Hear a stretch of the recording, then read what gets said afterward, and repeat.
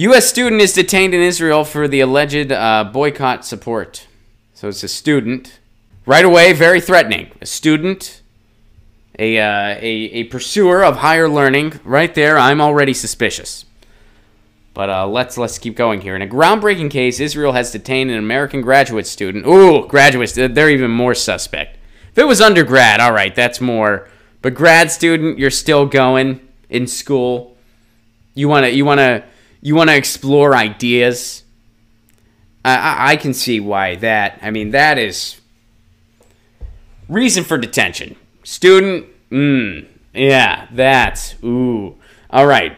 So Israel has detained an American graduate student at its international airport for the past week, accusing her of supporting a Palestinian-led boycott campaign against the Jewish state.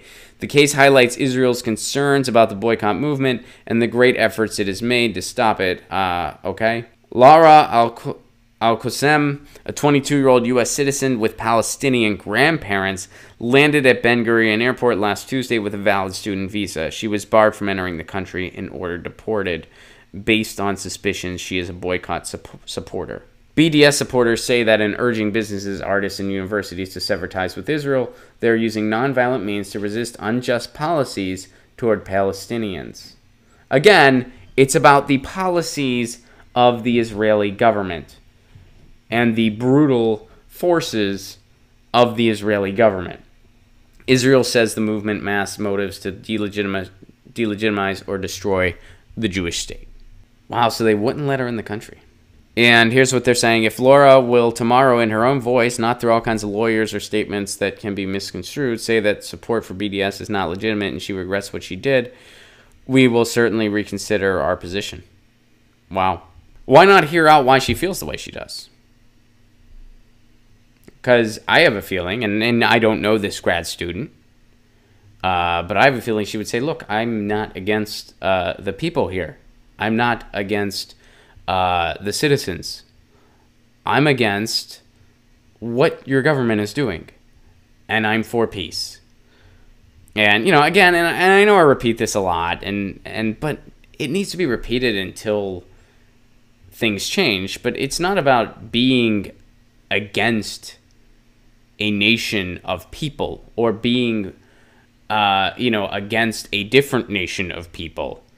It's about being pro-peace. It's about being pro-solution. It's about saying, look, this conflict is brutal, and to start to solve this conflict, the person with the most force who's using that force to brutalize the person with no power, they need to let up first. They need to stop first.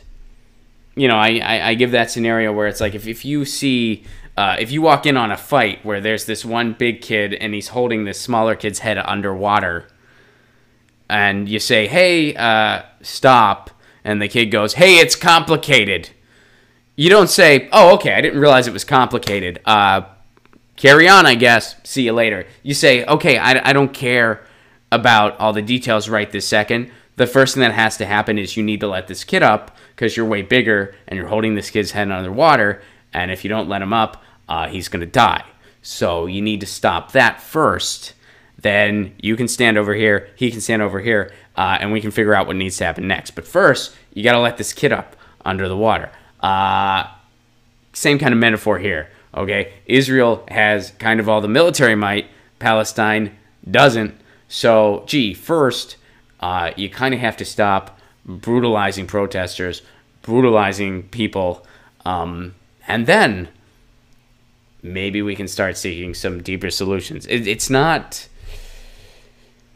And by the way, there's peace activists in Israel. We seem to always like to forget that. And not we, but, you know, people like to forget that part of it, that there are a lot of people in Israel that oppose what their government is doing. Just like there are a lot of people in the United States that oppose what their government is doing. Hey, here's one. You guys get the idea. I think that's ridiculous. They're not letting a student in, but